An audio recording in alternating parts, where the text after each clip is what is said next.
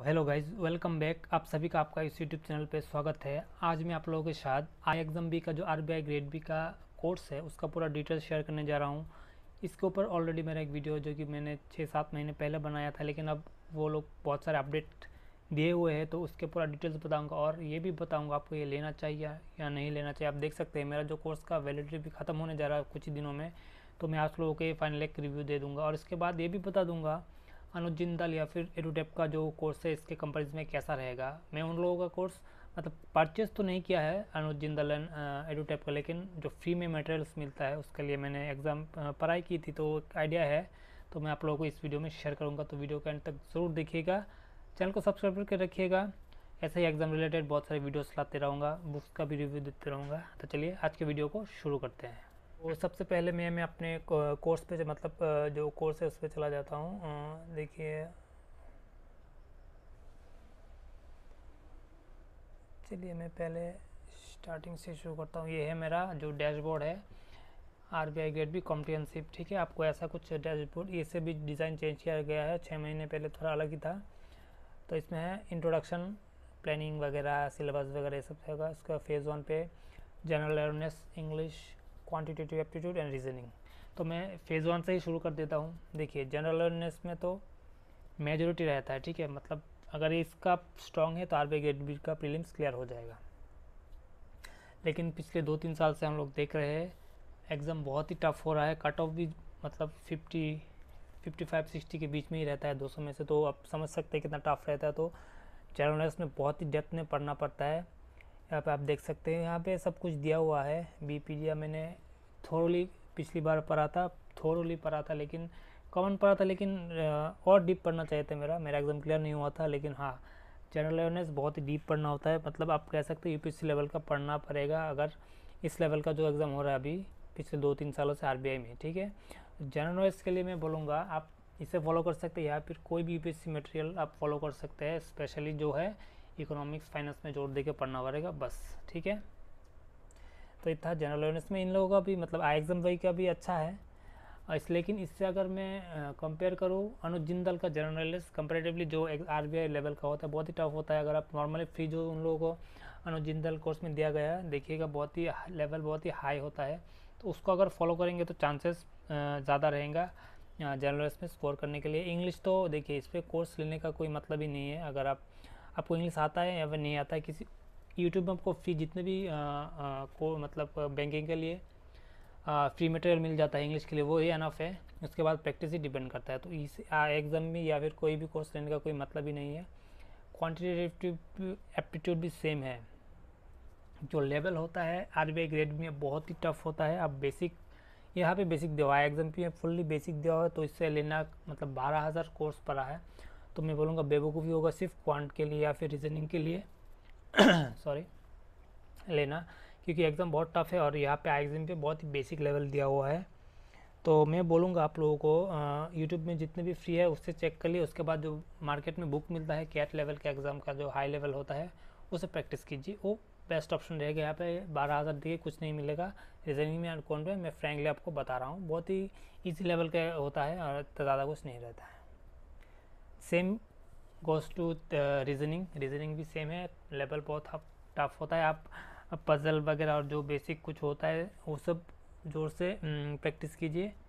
अगर question level moderate to easy रहेगा तो आप लोगों को आ जाएगा, नहीं अगर टफ होगा तो कट ऑफ ही तो क्लियर करना है, क्योंकि आपको मेजोरिटी जो मार्क्स है आपको जनरल अवेयरनेस में ही निकालना पड़ेगा। क्योंकि क्वांट रीजनिंग आप समझ सकते कितना टफ होता है, कट ऑफ भी जाता है 4-5-10 नंबर की तरह, ठीक है। तो ये रहा फेज़ 1। फेज़ 1 के लिए मैं बोलूँगा आई एग्ज़ाम बी का कोर्स लेना कोई मैंडेटरी या फिर ऐसा नहीं होगा इसे लेंगे तो पढ़ाई करेंगे तो आपका हो जाएगा, नहीं होगा। आपको बहुत ही टफ हाई लेवल पे पढ़ाई करना पड़ेगा, जो कि आप आई एग्ज़ाम में अभी तक अपडेट नहीं किया गया है। फेज़ 2, हाँ फेज़ 2 के लिए आप ले सकते हैं economic, social issue, finance management, ethics and descriptive English, ठीक है।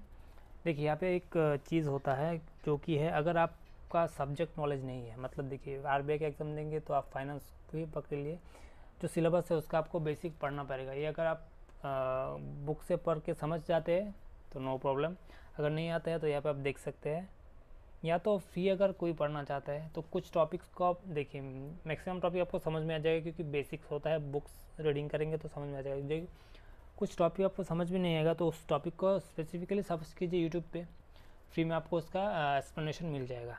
यहाँ पे जो दिया हुआ है अच्छा खासा दिया हुआ है, अगर आप पढ़ाई करेंगे तो हो जाएगा। लेकिन कोर्स का फ़ी को यहाँ पे मैं लाने वाला हूँ 12,000 दे के।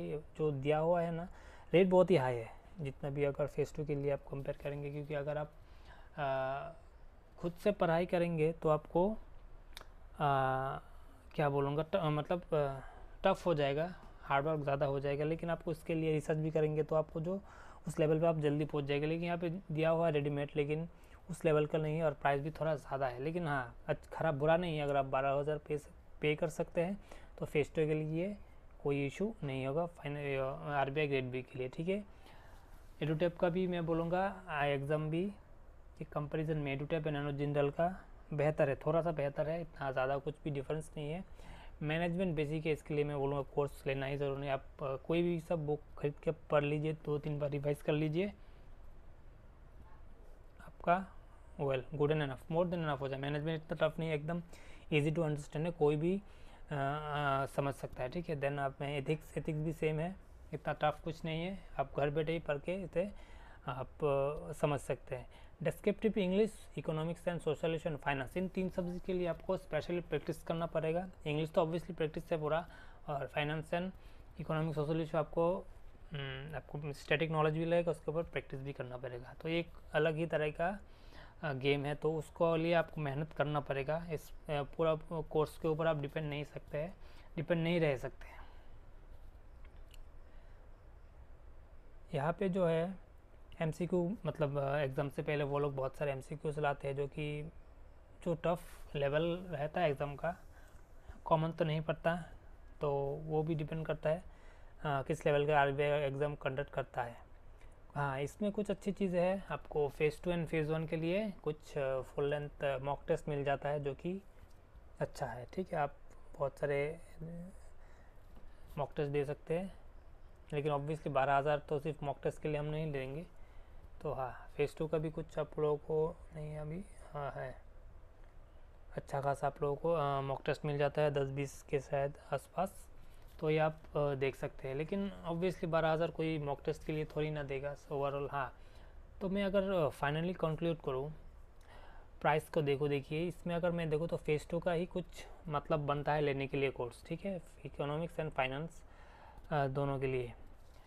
अगर इसे छोड़ दे बाकी फेज़ 1 के लिए मैं आपको जेन्युइनली बोल रहा हूँ, यूट्यूब के बहुत सारे इससे बेहतर फ्री में मिल जाता है जो समझाता है, ठीक है। क्वांट बोलिए, रीजनिंग बोलिए, उसके बाद आपको भी समझ में आता है। प्रैक्टिस ही डिपेंड करेगा, प्रैक्टिस आप जितना हाई लेवल करेंगे तभी आप जाकर जो RBI का लेवल पहुँच पाएंगे। तो यहाँ पे उस लेवल का नहीं दिया गया है अभी तक, तो ये इसका ड्रॉबैक है। तो ऑब्वियसली फेज़ 1 के लिए मैं नहीं बोलूँगा, फ्री में आपको मिल जाएगा। कुछ समझना है आपको क्वांट के लिए, देखिए सर्ड इंडाइजेस परसेंटेज आपको फ्री में यूट्यूब में मिल जाता है, ठीक है। सेम रीजनिंग के बारे में, इंग्लिश के लिए बहुत प्रैक्टिस करना पड़ेगा, ठीक है। इंग्लिश मतलब आप इसको फेज़ 1 में भी जितना इम्पोर्टेंट है, फेज़ 2 में उससे ज़्यादा इम्पोर्टेंट है। फेज़ 2 में आपको पूरा डिस्क्रिप्टिव लिखना पड़ेगा, तो इंग्लिश इम्पोर्टेंट है। आप यहाँ से भी पढ़ सकते हैं, या फिर अगर आप किताब पढ़ सकते हैं, या फिर कहीं और से फ्री मटेरियल मिल जाएगा, वो भी अच्छा। अगर प्राइवेट ट्यूटर है तो और भी ज़्यादा अच्छा है, ठीक है। तो इंग्लिश बहुत ही इंपॉर्टेंट है। फेज़ 2 मैंने बोल दिया, इकोनॉमिक्स फाइनेंस के लिए आप ले सकते हैं, ये आपके ऊपर डिपेंड करेगा 12,000 देंगे इसके लिए या फिर नहीं। लेकिन हाँ, अगर लेना है तो IXM भी से मैं बोलूँगा अनुज जिंदाल या फिर एडुटेप को कंसिडर कीजिए, वहाँ पे लेवल थोड़ा टफ हायर रहता है, ठीक है। क्योंकि मैंने जो इतने भी फ्री मटेरियल पढ़े थे RBI बोलिए या फिर नाबार्ड के लिए, एडुटेप के लिए, या फिर अनुज जिंदाल से, तो लेवल अच्छा खासा रहता है, थोड़ा सा कंपेरेटिवली टफ रहता है। और RBI के लेवल अच्छे ही में बहुत ही टफ रहता है, जैसे कि मैंने बताया। तो ये था। हाँ, अभी क्या है, मैंने एक उस पिछले वीडियो में बोला था कि स्टडी मटेरियल डाउनलोड नहीं किया जा सकता, लेकिन अभी डाउनलोड किया जा सकता है। लोगों ने शायद अपडेट दिया है नया, तो आप PDF जो है वो डाउनलोड कर सकते हैं। जैसे कि मैं इसे चेक करके दिखाता हूँ, देखिए यहाँ पे अभी डाउनलोड का ऑप्शन आता है, ठीक है। आप यहाँ से डाउनलोड कर सकते हैं, इसमें कोई प्रॉब्लम नहीं होगा। तो ये एक इशू था, उन लोगों ने सॉल्व कर दिया है, अभी इसमें कोई प्रॉब्लम नहीं है। ऑब्वियसली 12,000 देके अगर कुछ डाउनलोड नहीं किया जा सकता तो उसका कोई मतलब नहीं होता। तो हाँ, ये था आज का वीडियो, कैसा लगा ज़रूर बताइएगा। कोई डाउट है तो कमेंट ज़रूर कीजिएगा। मिलते हैं नेक्स्ट वीडियो में, तब तक बाय।